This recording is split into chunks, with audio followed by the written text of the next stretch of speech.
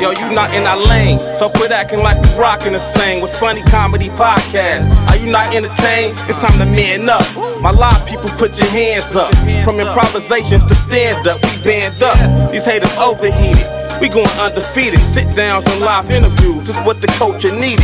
A new monopoly for black comedy. We give it to you haters, straight no chaser, and no apologies, baby. The real and knowledge bet got it set, live and direct, like rapid gunfire from a tech. Wow. Plow, move from the gate now. All these other pods gotta skate now. What's funny to you? Me? What's funny to you? What's funny to me? Yo, what's going on? This is your man Knowledge Beckham, founder of What's Funny Comedy and the What's Funny Today show. What a dope show we got in store tonight. We actually down a man or a woman, I guess you could say. Mila's out today traveling, so your man's doing double duty. But I got help. I got my girl over to the right. The funny, hilarious, and beautiful Miss Mary Lee. How are you? I'm doing good. I'm happy to be here. That hot is fly. I love it. Thank you. You know, a little flying sauce. I got this from Future. And we got family in the building, right? Yes, we do. We got family in the building today. We got, man, the super successful, super funny Chicago's own, West Side's own. West Side. West Side. Oh, yeah, both of y'all. That's right. Cousin Tiera, what's going on, Tiera? Hey there, y'all. How you doing? I'm happy. I'm happy y'all got me up here. Man, we appreciate you pulling up. Have you done a podcast? Have you done like podcast interviews before? I've done, I think only like 2 before. Okay. Yeah. I think we were looking. We didn't necessarily run across anything, so we super appreciate you pulling up to our new podcast. I don't be doing interviews, Beyonce and shit. Okay, period. I talked enough. I ain't mad at that. And so, of course, you're well known. We're super proud of you here in Chicago. But for anybody pulling into the podcast that may not be up on Cousin Tiera, you're a stand-up comedian and content creator. Yep. I think I know the answer, but you'd rather be called a stand-up comic or comedian? Stand-up You comic. only want me to say the other part? Or content creator. I mean, a huge part of my following comes from my content, but they don't know that I'm a stand-up comedian, which really wiggles my wig sometimes. But yeah, I'm a stand-up comedian. I dig it. It's kind of Real kind of deals with that a little bit, right? On the stand-up comedy, people actually know him more sometimes from the movies. Yeah, Chicago knows him from the stand-up, but sometimes people know him more from the movies. And so when he goes and rip, people are like, "Yo, you know, that's a different thing." So on the comedy side, something you always wanted to do? I always knew that I was funny. I didn't know that I wanted to do stand-up comedy. It actually took some convincing, some begging, if you ask me. Don Skeet asked me for years, I think 2 or 3 years before I started doing stand-up, to come and do stand-up. And I used to be like, no, I sing. I don't do stand-up comedy, fool. And he used to be like, but Tiera, you so funny. You naturally funny. You should do it. And I went to open mic one night and on his dime, went up and ripped for like 42 minutes. Wow. And it was Leon. Yeah. That's my crazy. very first time ever touching a mic for comedy. They let me do at Bartend Doors. It was a Wednesday night. And Leon was like, damn, is she going to get down? When is she gonna wrap this shit up? Y'all didn't tell her what the light mean? I didn't know nothing about comedy. So, 42 minutes straight. That's crazy. Wow, that is crazy. That's crazy. So, were you a fan of comedy? I mean, I don't know. I've always been a fan of comedy. Def Comedy, Jam Comic, you used to watch that? All of it. And it's so crazy because I got one of my worst ass whoopings. Can I say ass on here? Yeah, okay. I got one of my worst ass whoopings. I actually cried when I met Melanie Camacho, and I told her, like, I love you so much, but you was the reason my mama whooped my ass with an extension cord, like in front of company, tore my ass up because they were watching, I think it was Def Comedy Jam the night before, and I was hiding behind on the floor watching it, and she was like, I never needed a man. I got a hand. And this little boy named Lil Derek, hey, Lil Derek, if you ever see this, we was under my window the next day talking, and he was like, I want to be your boyfriend. Can you please be my boyfriend? I was like, I don't need a man. I got a hand. My mama said, you do? You and your hand, bring your ass in here and take off your pants. I would have been so mad at Told my ass up. Told me up, y'all. I didn't know that my love for comedy was so deep. I've always loved Bernie Mac. I've always loved Melanie Camacho. I had this thing for LaWanda Page just being a little girl because my grandma was a fan of comedy. And I didn't know that, that's what we were listening to. It's Right. comedy albums. I didn't know that that's what that was. Right. I thought she just listened to people talk on the radio, but it was comedy albums. I Wow. always had a love for it forever. What was it about? Because, if you go back and you think about the Def Jam era, Comic View, what was it about Melanie that stood out to you or really kind of that you gravitated towards? I think seeing a woman talk like men Yes. is what pulled me in. Like Melanie Camacho was a little skinny, sexy thing back Yeah. in the day. Chocolate Yeah. too. She Yeah. was dark skinned like Chocolate, me. yeah. I mean, we had some more, of course, who is a sex symbol, but Melanie was like one of the first women that I actually saw get on stage, aside from Adele Givens, because I think I knew who Melanie was before I even knew who Adele was, even though they were, the same Right. years and genre. Right. My mental was stuck on Melanie because that's what I saw. I'm like, this lady looked like me. Like I can talk like that if I, if necessary, I can talk like that. I was always goofy and the, center of attention. I don't know. And I just was in awe with her. And when she started following me on Instagram, Yeah. Oh man. what? Ain't nothing like when people that What? you've been a fan of follow you or share your stuff. Man. Like the validation is there. Like it feels like they're accepting you as a peer. Yeah.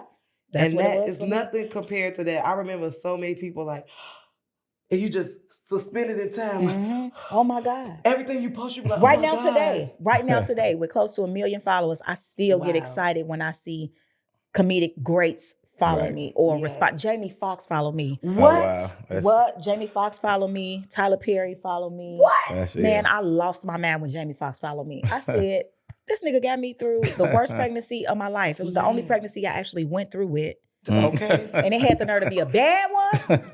Jamie saved me. And he followed me and he DM'd me and he comments on my content and I everything. love it so I much. love That me is my too. goal. Me too. Like that's my comedy goal. And you sing too, so of course Yeah. Jamie would be like the Mhm. quintessential comedian for somebody that's a singer. It's like I Yeah. love Jamie Foxx. I'm telling you. Man, I hit the flow. Yeah, Jamie dope. Yeah, that's super dope, girl. I like that. So we started a conversation a few weeks ago. It's been getting mad traction online, and I've heard it for a long time, right? In terms of, can you be a real comedian, right? If you work a 9 to 5. I'm interested in hearing your perspective on that, and then for yourself, you went up to this open mic. You did 42 minutes the first time. I think you said you kept going back every week after that. So I'm assuming you're doing comedy now, Mm-hmm. but you're still working. Sure was. So give me your perspective. Where would you land on that? Melly, you remember this? You probably remember this conversation because this one you blocked me. Oh, yeah. So listen, right? Yeah. This I do remember. I'm telling you, this 400 shit has been comments? yes. Oh man, It we was got beef on 400 the set. comments. Never. It was not beef, Okay. but I can't remember who. Chad Roby.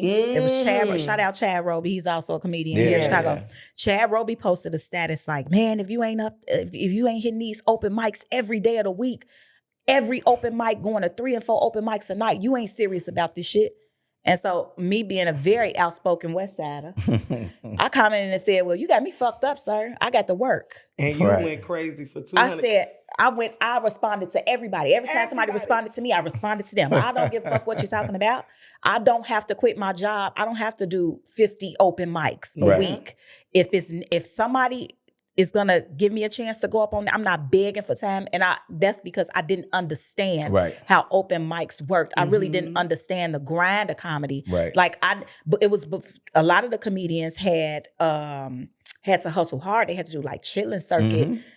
All of that shit. And I didn't have to go through that because I had something, that extra push, which is the internet. Right. However, I kept my 9 to 5 job until I didn't need it no more. And I would tell people that all the time, when comedy is my main source of income, Right. then I'll quit my job. I Mhm. worked at 3 different nursing homes in a like a time frame of 4 months, 3 different nursing homes, because I wanted to really do comedy.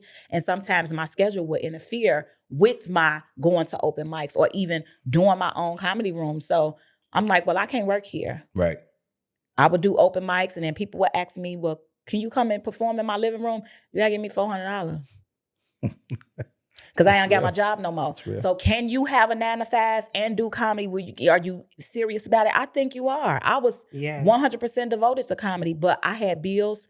I got a daughter, and I explained that on the post. Mm-hmm. I'm like, dude, I got a baby. And sometimes y'all got to remember, Rocky was 8 years old when I started doing comedy, when I started branching out. But I'm like, y'all got to realize, I got to make sure this little fat motherfucker sleep before I leave. Right. I can't just leave. I got to make sure somebody babysitting her. Some nights I'm going to leave her in the house by herself. Yeah. Just to do comedy. Some nights I got to work, and I ain't going to be able to make it to an open mic. So y'all either accept that or y'all don't. But once comedy became my main source of income, I don't have to do nothing but comedy to maintain my bills, make sure my daughter's straight on shit that she need for daily activities of living.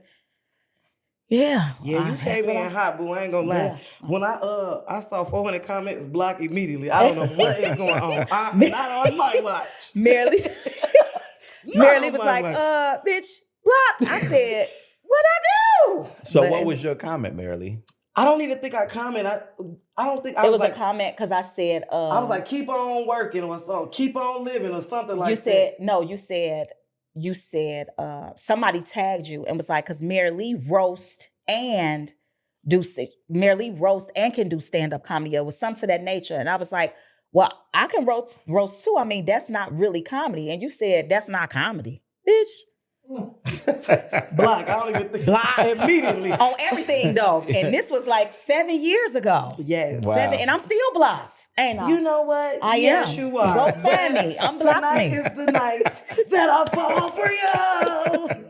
But you know what? In my defense, I am a blockaholic. They told me that though. They said Marilee block your ass. If it looks like it's gonna your profile be picture messy, ugly. She gonna block. Seriously, you ain't never laughed. I know they told me that. If it looked messy or something, because of my past, it only takes a little for somebody to think I'm being messy. So I try to distance myself from that. But what I can say is you did your shit. Mm-hmm. You knew what the fuck you was talking about. And I will give you that. And I love Thank it. you, baby. And I love to see women doing things. I always say, like, when you see a woman that's killing comedy, that's doing it, she is good at business. Mm-hmm. And a lot of time that gets attributed to men.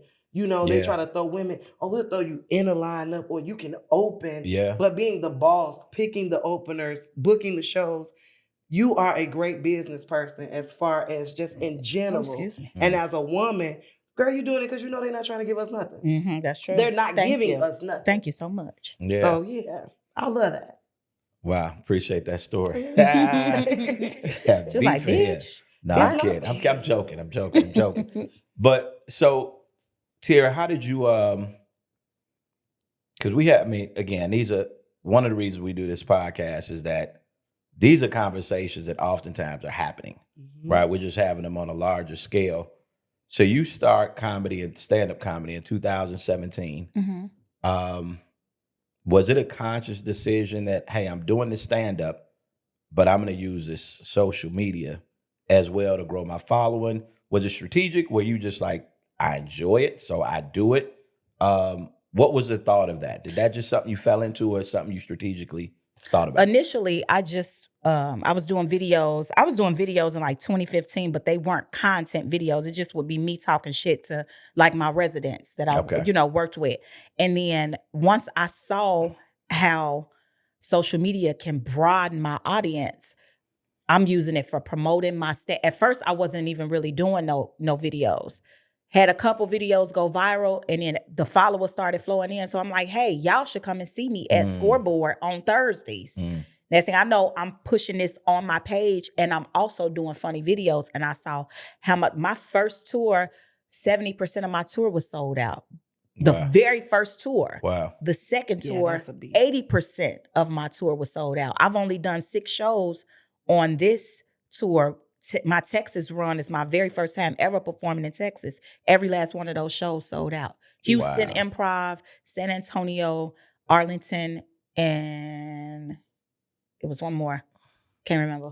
Yeah, Addison, Arlington, Dallas, all of them sold out. So social media plays a big part in, and then people don't even know. Like when they come to my comedy shows, they shocked because they probably come to my comedy shows looking for black mom jokes or my little YN video jokes. Yeah. And when they see that I do stand-up comedy, they be in there like, right. like hitting the floor, screaming, hollering, like, girl, why would you say that? You know, I say shit a lot of people scared to say or that they find offensive. Everything is offensive nowadays, first of all. That's another reason why I hold stand-up comedy so dear to my heart, because it's changed so much. Yeah. I'm from an era, the Bernie Mac era, the George Wilborn era, the you know, when they would say shit that would probably have them canceled one time today, you know?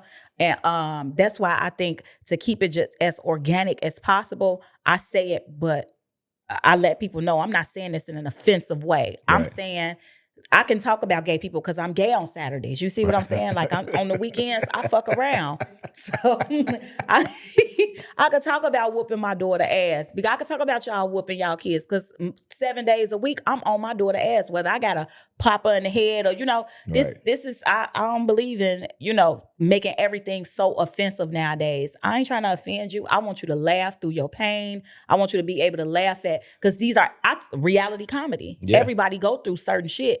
And I want us to be able to laugh at it. Because if you can't laugh at it, then shit, you one miserable motherfucker. So, Marilee, like, in hearing, you know, Cousin Tiera has had great success using the internet. And you're someone who's been doing comedy now for 14, 15 years. And then, you know, and then there's a ton of other stand-up comics that I'm not going to do that, etc. When you saw maybe some of the success of comedians, some started with stand-up, some just did not, right? They just went straight to the internet. What was your take on it? Like, should I do it? It's not me. Like, no, I've always done content. I just get reported until I lose my page. Like, I see myself go viral all the time on somebody else's page. I've seen you viral. I'm Shade Room, Neighborhood Talks. I'm always viral, but it's never on my page. I get reported. Page. I'm on my 5th Instagram, my 5th TikTok. I can't not get reported. I don't know what it is about me, but they gonna take my content. The Biting the Banana video that I did like 8 years ago is I still see it. Circulating. Like even when my voice is all over TikTok as a sound, but it's never on my page. But I'm a person that use all your mediums, use everything you have to get to the goal. Because a lot of stand-ups that are great stand-ups cannot make content to save their life. Yeah. You will go to their shows, laugh like you never laughed before, go to their Instagram and be like, don't do that anymore. So it's a gift to be able to be funny. Are you saying they're not doing it, or that's just not good? It just don't work for everybody. It don't work for everybody. Especially if you don't know. I feel like everybody needs to find their formula when it comes to the internet. And we had this talk amongst Chicago comedians before. Well, this debate amongst Chicago comedians before. A majority of these debates happen on Facebook. They start off as one person's opinion, and then everybody else drop theirs. Yeah. And it's sometimes a lot of finger pointing, and these niggas ain't even funny. And I'm the type of comedian and just a person in general to be like, why don't you fucking ask what you need to do to be able to do that? If anybody asks me, I've helped several comedians monetize. I don't want to brag or nothing, but I've made my biggest Facebook check one time was like $44,000. Wow. $44,000. One check, not a host of checks. Right. One check, Facebook, $44,000. And that's from 5 videos circulating constantly. This video got 6 million. This video got 2.4 million. Damn. This video, like, people can really get rich off content. And instead of being that person to be like, well, I ain't no Instagram comedian. Right. First of all, don't knock it till you try it. Now, I ain't no Instagram comedian either. I'm a stand-up comedian that's also very skilled in making content. Right. That's because that's what my talent is. Like, I'm all around talented. I could do a lot. I can fight. That's a talent to me. Shit. You know me from the West Side. We get down. That's a talent to me. Like, we get down. I can, my business mind, because I have a business mind, I can take my fighting videos and upload them shits and run up a bag because of that. Like, the internet is powerful. And instead of people, I feel like the older comedians, a lot of, they don't want to feel like they're conforming. They don't want to feel like they this is the way we did things. I had to tell a lot of people, I love Mary Lindsay to death. Yeah. Yes, I do To too. the death of me. When Donsky was asking me to come try, Jokes and Notes was the first place he was asking me to come and try to do comedy. But I have to remind the other comedians, because they do this to us newer comedians all the time. Well, when Jokes and Notes would say, I'd be like, it ain't here no more. Right. No. We got Instagram now. Yes. So what you gonna do about that? Right. You can either let me help you or be, negative towards me and just sit your ass here and complain. I think it's resentment because they have trouble evolving. Yeah. Yeah. Like, that's just what it's about. And I talk about this all the time. If you want to stay relevant, you have to evolve. That doesn't mean conform, but there are new ways. Just like you don't go to the library and be like, oh, C-21 and go down all the books. No, we evolve to computers and you type in what you want. That doesn't mean you're not studious or you don't know how to do it. It just means it's easier ways to do it. And I think the resentment comes from the fact that they don't know how to do it. Right. Right. That's just it. All they gotta do is ask. They Exactly. proud. But Yeah. but how do you ask somebody something like that after you said content isn't real comedy? Yeah. Right. How do you ask somebody like that? Right. And you can see they desperately want to do it because when someone asks them to do it and they're doing the work, they're going to participate. They just don't know how to. And I think it's because a lot of comedians, the aspect of writing, they don't know what the audience is looking for in the visual form because they're speaking. That's their art form. They know how to draw the story with their words, but acting and putting it together, that's a skill. When you're doing content, you're acting. When people can relate to you, you're acting. So I think that's the disconnect. It's the resentment. It's like, just learn, evolve. Yeah, it's interesting too, because like you got sketch comedy and living colors, like we grew up on Exactly. that, right? Like it's just on a That's social, all it is. That's what it is. That's all it is. And if somebody doesn't want to do stand-up from it, they don't. But I tell you, if somebody says, hey, come do X amount of cities, et cetera, create a show. Whether it's stand-up or hardcore, stand-up. Hey, I'm performing, I'm entertaining a group that wants to come out and see me. And I did that work. So are there any quote unquote OGs that haven't taken kind of a negative stance or just maybe support you that supports quote unquote someone who does a lot in the content space that, has just helped you, right? Because I'm assuming as a newer comedian, getting some pushback, et cetera, are there any people that have been out there for a while that have been super supportive of you, or it's really just been kind of, you had to thug it out because it ain't really been there like that? Well, I've been doing content. My content wasn't hitting. Okay. Like I always try to explain to people, like when it come to content, I'm not a fucking genius at it. You just have to find something that works. That one video is gonna work for you. For me, it was my spades video. I would always upload funny content, but it was funny to me and just not funny to 70,000 other people. Right. That spades video was relatable.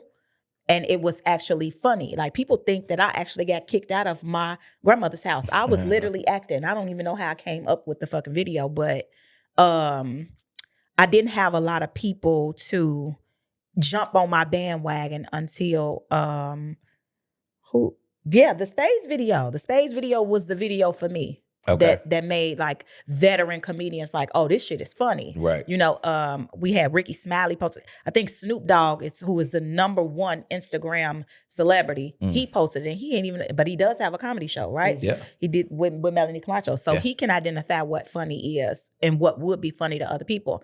Snoop posted it, and then I had T.I., who's also a comedian, post it. And then next thing I know, all of the other comedians are posting it. You got Sid hitting me up saying it is funny. Right. You got Steve Harvey playing it on his show. So as far as Chicago is concerned, comedians that saw that video and was just like, that shit was a hit. Sean Morgan, very first comedian. Comedian L. Leonard Williams. Who else? It was another man. I think it was Stick. And B. Cole. And B. Oh, Okay. B. Cole is so supportive. I love B. Cole. I don't think it's any woman that has come through comedy that can't say somebody like B. Cole or Damon really gave them a push. Damon. Man, That's who else it was. That's they my are brother. so supportive. I love him. Yeah. Like, that's how you know that Damon you got gave me a something. test. Like, Damon told me I was a comedian, even though Donsky gave me the mic for the very first time. Damon Williams, shout out Damon. I love you, brother. Shout out, we love you. Gave me the comedian test where he called me. He said, your name floating. This was about 5 or 6 years ago. He said, your name is moving around the city, so I want you to come and I want you to open for us. And I said, who is us? Oh, it don't matter who us is. Like, I'm coming. Right. Get to Riddles. It was sold out. It was a full weekend, all sold out shows. It was Damon Williams, Leon Rogers, Reggie Reg, and Gary G. Thang Johnson. Oh, yeah. G Thang, yeah. So it was sold out, right? So I done invited my family. I done told everybody, I'm opening for these heavies. King of Comedy, Damon Williams on there. We done got my grandma out the house and everything. Everybody, the whole West Side, baby, came out there to Riddles. As I'm getting ready to go up, Damon said, hey, T, you ready? And I said, yeah. He was like, okay, come in, let me talk to you. He said, you getting ready to go up here and open? You do not do dick jokes, pussy jokes. Don't say hoe, don't say bitch. Be careful with the motherfuckers. And I'm like, what? I can't say what you mean? So I started crying. Like my mom and my dad is standing there like, I'm crying. Like, I don't know what I'm finna say. I practiced my set. Like I knew that I had to write sets out and I knew I had to practice them. I had been doing comedy for 2 years by this time. And I'm like, he just told me I can't do none of my set. My mama said, you go up there and you feel the room.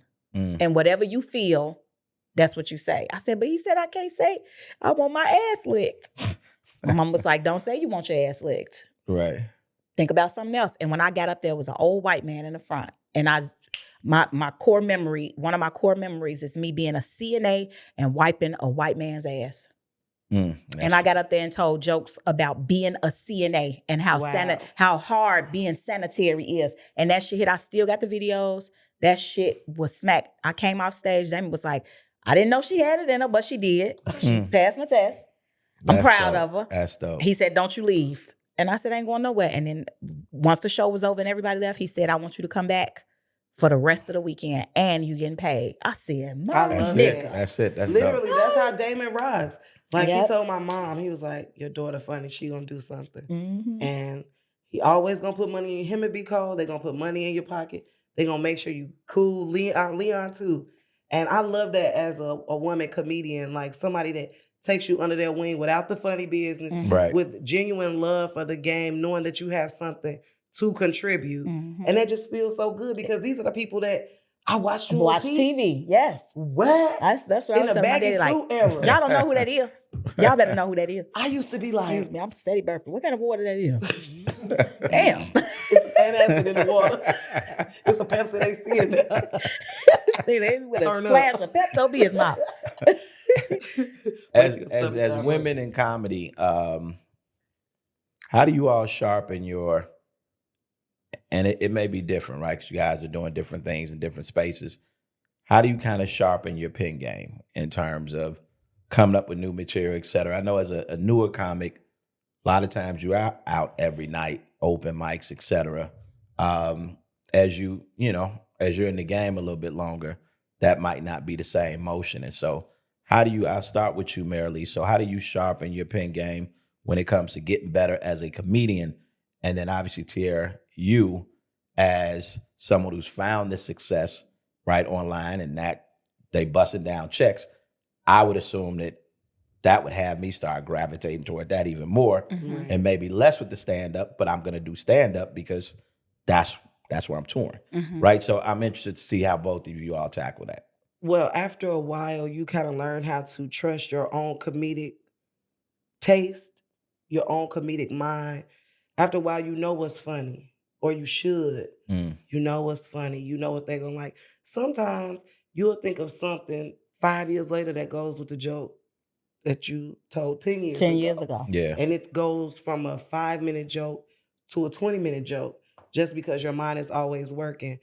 At some point in your career when you've been doing comedy, you're supposed to know what's funny, what works for you. Right. So if my thing is I'm out here, I'm a single woman, I do everything, I do what I want to do, I kind of talk how I talk. If you ever see me do stand-up, I'm so sorry. But one of the funniest. God She bless cannot you. touch a mic and not have me laughing Indeed. every God time bless I've you. ever I seen her just feel so perform. sorry every time I go and have 5 mental breakdowns in front of a crowd. But that's my thing, like crazy, off kilter, kind of just all over the place. I know what works for me now, and I know what's funny. And you also have to know how to work those things into your set. So if I'm not out open micing 5 days a week, I'll know, all right, I'm gonna start heavy, hot on the top 10 minutes. In the middle, I'm gonna sneak in a premise. I'm gonna see how they respond to it. If it's a good reception, then I'll finish throwing it out. But I'm gonna put it in a spot that I can segue into something that's already polished. Got it. So you kind of learn how to work out things naturally. And when they at an open mic, you don't get the energy that you need all the time, especially when you're telling jokes to 50 comics Right. in a room. It's just like you want that real raw reaction. So that's how I sharpen it. And I don't watch a lot of stand up because I don't want it to seep into my mind. Like I watch And my you start memorizing someone else's. It happens to me. I stopped watching Literally. stand up for a year. Yeah, I haven't watched it unless it's somebody like a Chicago comic or somebody I know. I won't watch it. I'll support, but no, I kind of want to know that I didn't take this from you. I It's promise. my authentic I man. ain't seen no comedy. Like Right. I haven't. You just learn. You stop comparing yourself. Know what works for you. Write down all your little thoughts, even if you have to use Siri for your notes. You would be surprised at one sentence what it can turn into. But if it makes you laugh and you know you're a funny comedian, there is something there. You just have to figure out how to make it work. And that's your job as a comedian. The format. This is funny to me. I know funny. I get paid for funny. Yeah. So that's how I kind of make it evolve. That's real. What about you, Tiera? So for me, like when we first started the podcast, I was explaining that my very first time on stage, I did like 42 minutes. Yeah. That's crazy. And That is crazy. It was amazing to me that when I came off stage, everybody could ask me, girl, when you or say to me, girl, when you said, and I'd be looking at them like, damn, I said that. That shit was funny. You know, it's natural, off the dome, funny shit that I'm just talking. Right. Talking to another comedian, I believe it was who was it? I think it was Comedian L, because he was my very first booking. Comedian L was the very first person to book me outside of open mics. Yep. And he was like, you ain't got no notebook? And I said, what the fuck I need a notebook for? I do this shit. Like, you ain't just see me do 45 minutes almost? Right. He's like, no, T, you can't remember nothing you just said on that stage. You need to write down what you said. You need to format it like a joke. He said 42 minutes was 42 minutes of you talking. That joke was a 5-minute joke. And you know what I'm saying? Like I turned a 5-minute joke into 20 minutes, but it was a lot of extra shit in there. I'm laughing on stage. Like, so you got to think about that time. Like, I don't want to say I was up there 45 minutes and I'm just killing. Like I'm up there laughing because I feel like I'm just talking to this group of people. Yeah. So I started writing more. And before I knew it, I'm like, damn, that I could be thinking something in my brain or content-wise that I want to do. And I'm like, let me write this shit down. Or I remember the time my daddy whooped my ass for this. Or we had my brother jump out the window. Or we had, stupid shit. And I'm like, this is stand-up, because stand-up to me is literal storytelling. Yeah. So I'm like, I can tell my business to these people, and it resonates with a lot of people because I love coming off stage and people saying, girl, that happened to me before. Yeah. Oh my God, when you was talking about giving head and you threw up on the dick, that happened to me the other night. You know what I'm saying? Like I love, that's how I polish my shit. That's how I get better with mine. I take real actual scenarios, real actual incidents that happen, and I turn them into stand-up comedy. My cousins hate sometimes coming to my shows because my cousins be like, this bitch up there telling all our business. But it's funny. Like this shit is funny. Sometimes I polish it up, embellish a little to make it fit. Sure. But that's I stay sharp with. And again, once upon a time I had no choice but to like perfect this craft because I couldn't get comedians to come all the way to Berwyn. So I would be out there every Thursday for 2.5, 3 hours doing comedy myself Right. Yeah. to a sold out crowd of people. And then I go back the next week and it ain't the same crowd, but Right. I don't know that. So I'm Right. not doing the same set. Creates a I'm beast. got some more set. Yeah. You know what Do I'm it. saying? I feel like it's comedy all around us. It's comedy in children, it's comedy in sports, Mhm. it's comedy in politics, it's comedy in just about everything. And it's no reason why you shouldn't always be able to sharpen your shit. Yeah. Any given time. I wake up out my sleep like, damn, Man. with my phone. Let me write this shit down. Seriously. I be like, Alexa. That's how my brain literally does that. I very rarely ever sleep. Let me ask you, because I would assume I'm not a comic. I don't create content. Are you at a space, or do you look for validation from the George Wilburns, the Tony Schofields, these guys that have been doing it for a while, did go through the Chitlin circuit, open mic night, they went a different route, right? Mhm. Different time, different route. On the stand-up comedian portion, does that validation matter? Or do you feel like I've created my own lane, or, me and others have created this lane? It'd be great to be validated, but I don't have to have it, right? At the end of the day, you're having mad success. How do you feel about that? I value their opinions and Okay. inputs, and I value all of that. Yep. Validation ain't required though. Okay. I got you. I'm I no like no that. no shade. Like, I respect them. They are all amazing comedians, but Mhm. I do what you do, sir. Yeah. So I mean, the validation is not necessary, but do I value your input? Do I value your, you know what I'm saying? Mhm. Just in any way, shape, form, or fashion, if you're going to give me some advice, I value that advice. Yeah. But validation, nah. That's so true. And when you've been doing comedy for a while, This one is my lane. You Yeah. had your lane, and Yeah. I'm sorry, but we are not and you there ride in your anymore. lane. Right. Right. You do what you do, and then I'm a do this. Again, I value your input. Yeah. So if you see, that's just like if one of the older comedians feel like they want to show me how to touch up my joke, Mm-hmm. I may or may not use that. You know what I'm saying? Like, Yeah. oh, you should say this and that. Thank you. I can appreciate that, but I'm gonna stick with what I had. Yeah. Right. Because again, this is we in a different We in a time. different so space, my absolutely. audience is different from your audience. Mhm. My Yep. parents will go see y'all. I Right. would go see them too, but I Right. know people that are my age Right. who would be like, "Who? Not They checking not for lovers it. of comedy." Yep. Mhm. So yeah, I value them, but the validation is not really necessary. I dig it. I dig it. Yeah, What were when you you've gonna been say? doing comedy for a while, you kind of learn that funny is so subjective. Mm-hmm. After a while, you kind of stop saying who not funny Mhm. and who Oh, I'm is funnier funny, than them. because Mhm. you will come up with somebody who's not funny and they will be on Netflix Yeah.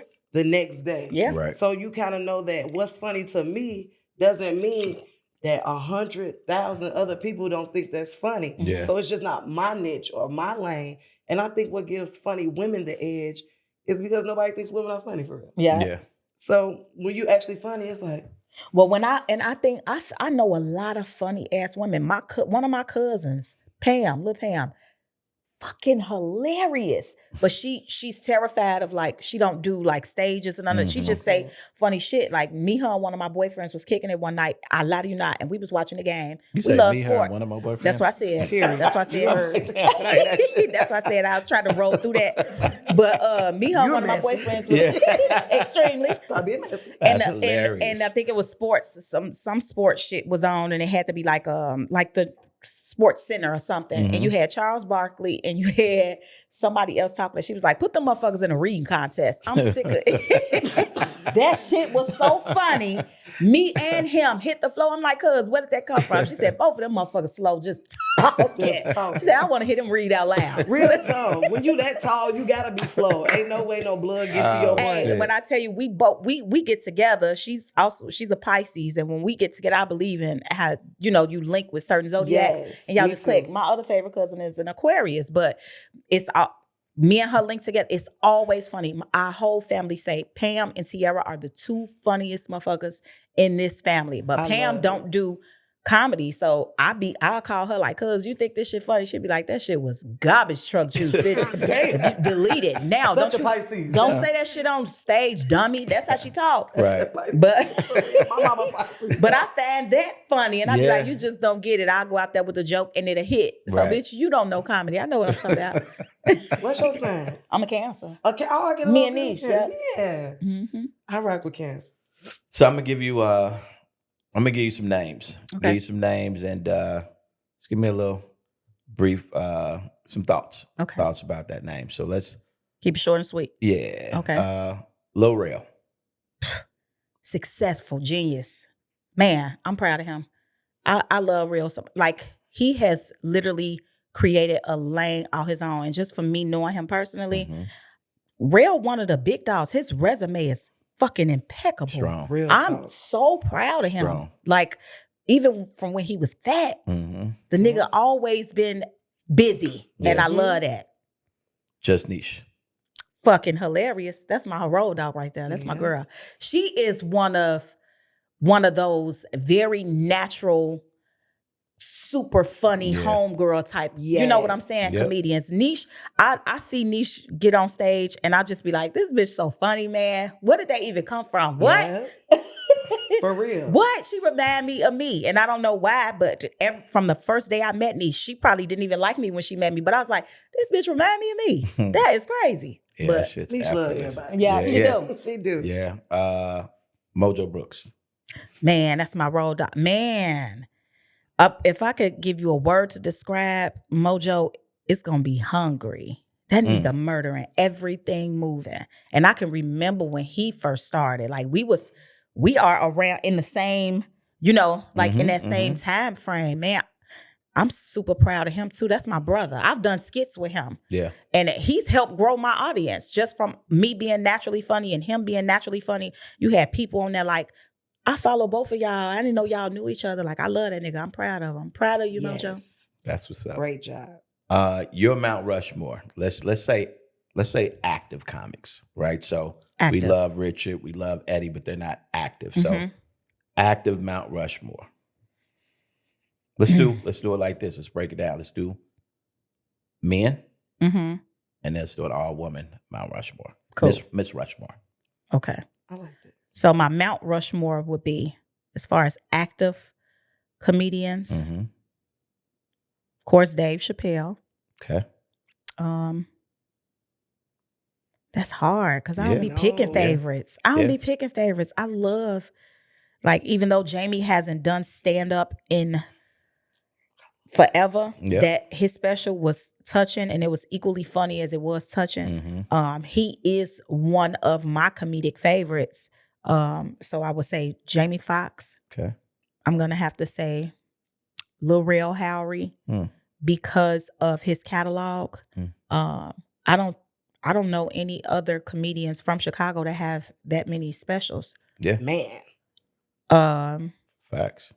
How many people on Mount Rushmore? 4. Oh. Damn, so I only So got one space more. for one more. One more. Yep. Active comedians. He should be way further than he is currently. Sean Morgan.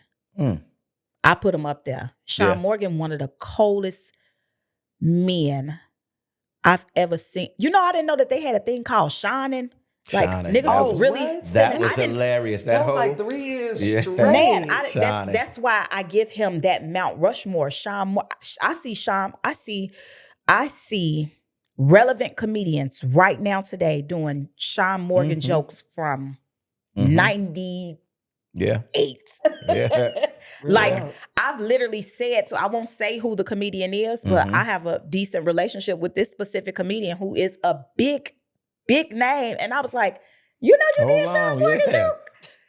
Hey, And he was looking at me like, but I said, yeah, that joke you did, that's Sean Morgan joke. Yeah. Like, Yeah. I'm mad at Sean Morgan right now. I still love his ass, but I'm mad at him. Because that's my best friend in comedy. And I ain't talking to him right now, but I still take up for his stinking ass when I'm out. It really do be like that though. Mhm. You're like, I'll talk to you next year, baby. That's Female funny. comedians, Yeah, you're Miss Rushmore. Miss Rushmore, that are active Yep. comedians. Damn, that's hard. Okay. I'm sorry, Melanie Camacho going up there. Okay, that's what's up. She gotta go up Yeah. there. She is literally my favorite female comedian. That's dope. This is hard for me because some more was my inspiration for a long time. Some more taught me my sex appeal in comedy. Okay. That's hard. That's hard to be in comedy because Yeah. ugly motherfuckers could talk about sex Yeah. all the time, and motherfuckers might not laugh. They might laugh, but they'll be like, "I would not fuck you." That's you know what what I'm make saying? them laugh hard. That's what like, bitch, who is doing this to you? Imagine it. This right. So Melanie Camacho for sure, some more for sure. Oh, most certainly Miss Givens, Adele. She's still very much active. Yeah. Can I do a split? Yeah. Why not?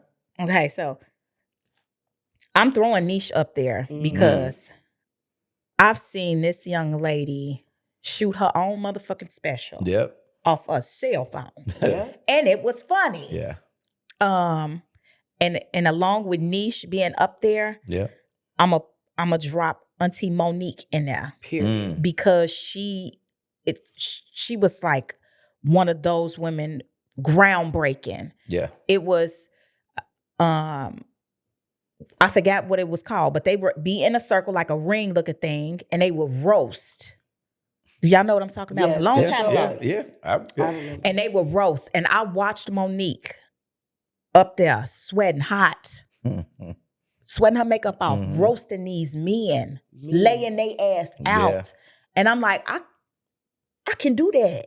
I can do that same shit. Yeah. So that's my Mount Rushmore. And if I forgot anybody, it's because I'm on the spot. I'm sweating. I'm nervous. Got me nervous with that shit. It's so many dope people. But it's just we love to get love. Like I told you, we talk about like this is a platform where so many dope people, right? So many dope comedians all across the country that, everyday folks that they just don't know them. Pretty they soon, don't know them, I hope right? I can be on somebody's Mount Rushmore, Indeed. Miss Rushmore of I like stand-up that. comedy. Because trademark that. Man, that's dope. Miss Rushmore. Miss Rushmore, that was dope.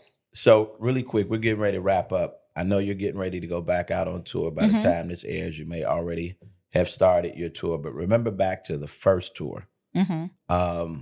How'd you feel going out knowing that you got all these dates, you're hitting all these cities? I don't know, maybe you traveled to some, maybe you haven't traveled to some. What was kind of that? Were you super nervous, be it that you were still so early in your comedy kind of journey? My first comedy tour started, I've been on tour every year for the last 3 years. Okay. So that first comedy tour was just like, it was the same level of nerves that I get before a big show. I throw up. All the comedians know this. Corey Bell know it. All of them know that I throw up. That's my thing. That's it, huh? Finna throw up now. But that first comedy tour, I think I was so appreciative to just be doing it. Sure. I didn't give a fuck if I sold 40 tickets, Right. in a comedy club that seats 250 people. Right. If them 40 people paid their money to come and see me, they finna get a show that's I know I put together for a group of 300. And I still move like that. So I still kind of get the same. I have a little more ease now. With me being on my third tour than I had on my first tour.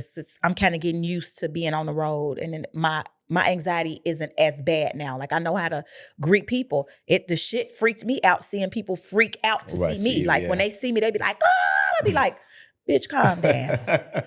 We cool. I'm a regular person, you know." I still get nervous though, and I think once the nerves leave, the passion is gone. Agree. If you don't get nervous just a little bit, like sweating up there on stage, women, we got titties. So if you don't get musty up under there, you don't love what you do no more. Yeah. I will say about you, you never lack confidence. And I really like that about you. Thank you. You know what? I used to say, Corey used to be like, you need to tone it down a little bit, Tiera. You too cocky. And I used to be like, it ain't cockiness, it's confidence. No, I was cocky than a motherfucker. You never I hate seeing videos from when I first started. Corey got a video of me bombing on 87th.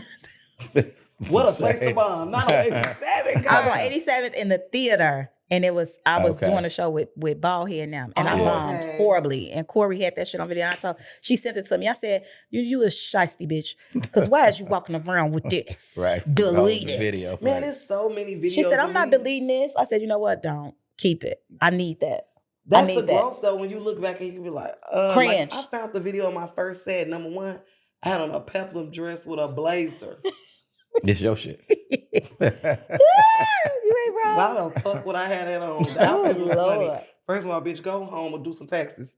I was terrible. It was fucking Fold your horrible. arms, merely the real estate agent. Okay. Finna steal your identity, Man, man. here you go.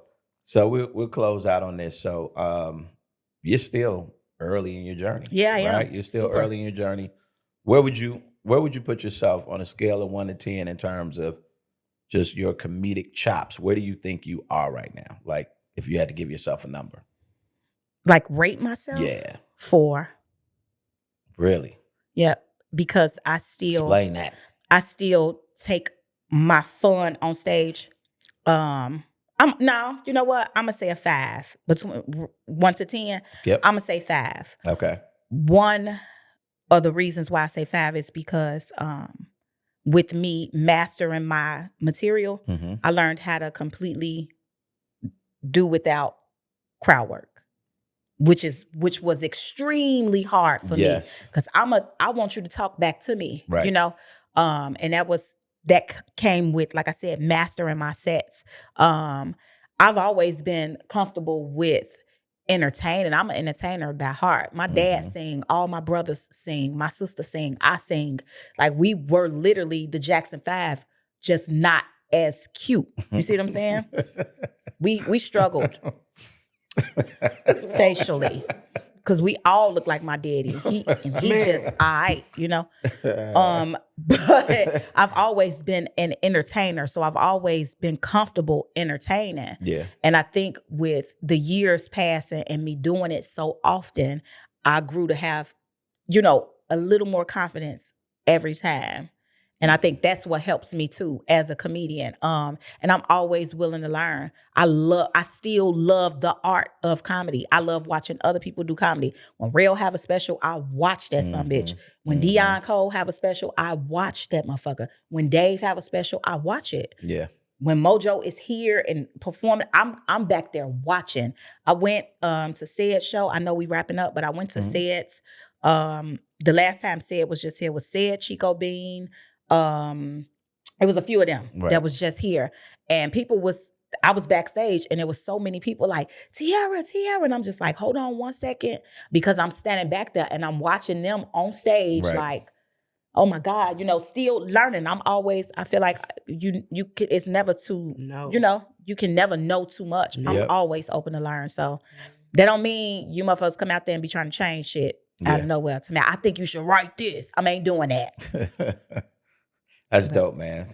So I really want to say thank you. We appreciate you. Thanks for having me.